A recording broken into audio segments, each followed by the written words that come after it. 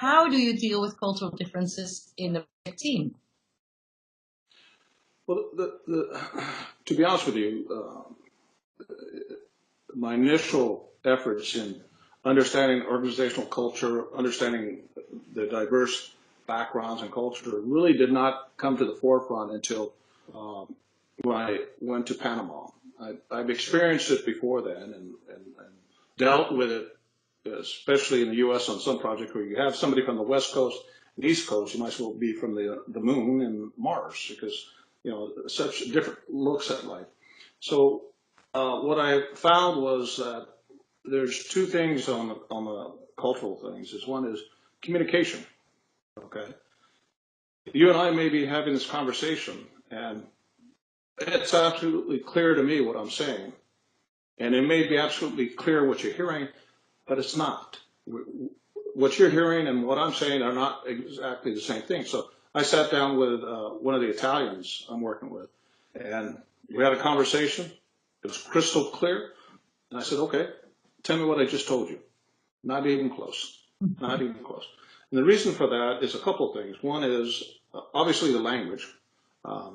I think one of the challenges we as Americans, we have limitations on our ability to speak many languages. I believe you speak, 4 or 5, maybe a dozen. I don't know by now. 4 is fine. Yeah. And I'm capable of handling myself in 2. There's 2 other languages I can possibly muddle through, but that's not normal for a lot of us. So what I found out is that even with someone who speaks English, there's this communication is so key to understanding culture. It's like, and one of the things I did with the Italians, I says, okay, if I reply this way, what do you understand? And they came back and they explained it to me. So what I found out was that the challenges we were having culturally was not only the fact that the language was a bit of a challenge, but there are times I use colloquialism or I use slang. Yeah. And that gets us all the time. and I know you're familiar with that and everything else. And to me I've been here in London for several months now. And now when I speak to people in the U.S., they have no idea what I'm saying. So I picked up some of the jargon and some of the slang so I can communicate here, but it's actually been a challenge. So culturally, I think you need to break down organizational culture into actually 4 aspects. First aspect is you and I were brought up in a different culture. Okay, we have different beliefs, and we also have different understanding of what things are. Second one is we both have company or some organizational culture. Right now, I've been trained like with a Bechtel or Floor or with Brown and Root or any of their companies. There's a culture within them, and they're actually distinctly different. So you have that. The third one is what is the country I come from? That background, and how do we perceive business transaction? How do we perceive everything else?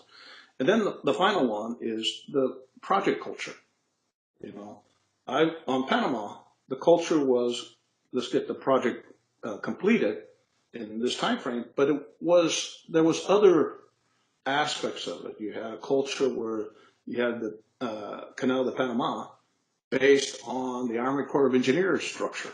And that kind of influenced that. So you have all of that mixed in there. And if you do not understand organizational structure and the cultural that goes with it, you're doomed to fail, actually.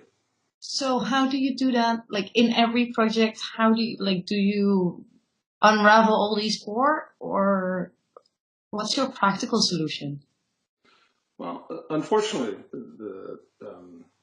we as an organization, and I'm saying the engineering, the construction aspect, do not value the understanding of cultures as we should. We're getting there. It's been a slow process. I have a small confession to make, is I have a minor in psychology. We won't let that get out too much. But part of that is you sit there and you actually listen.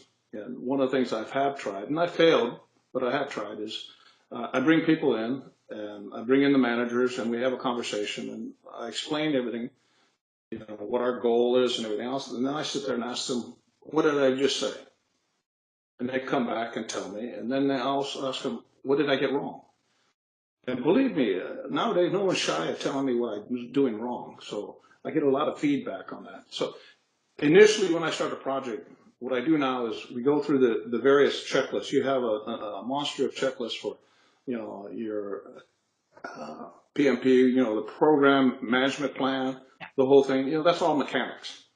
And then you sit down with the leadership team that you have, and you talk about it. You talk about what's the goals. You talk about what are our stumbling blocks. You talk about, and I bring it up. I says we talk culture, and sometimes we even talk not only cultures of Italians, Spaniards, the British, but we also talk. Okay, is this offensive if I approach this way?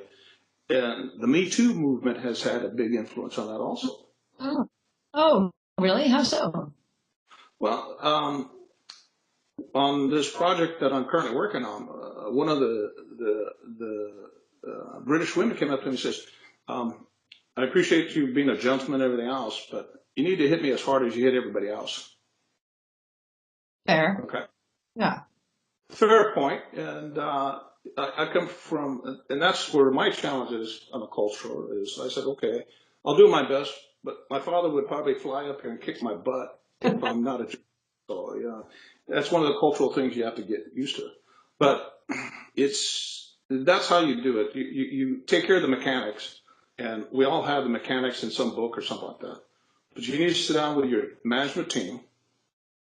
You have to be clear on what the goals are, clear on what the client's expectations are, and then sit back and get the input. And I'm amazed sometimes how I change my whole organization after that meeting and how I look at what are the cultural impacts from all that. And, the last job I was on, it was in California, but I had a couple of people from India, I had a couple of people from Iran, I had a couple of people from Canada.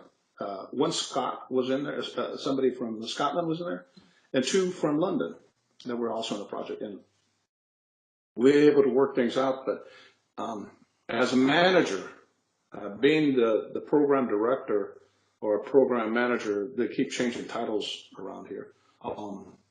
My job is not to know everything. My job is not to be the engineer, be the construction guy, be the designer, be anything else. I don't get paid to do that. I have incredibly talented people who know what they're doing. My job is just to make them all work together. And how do I do that?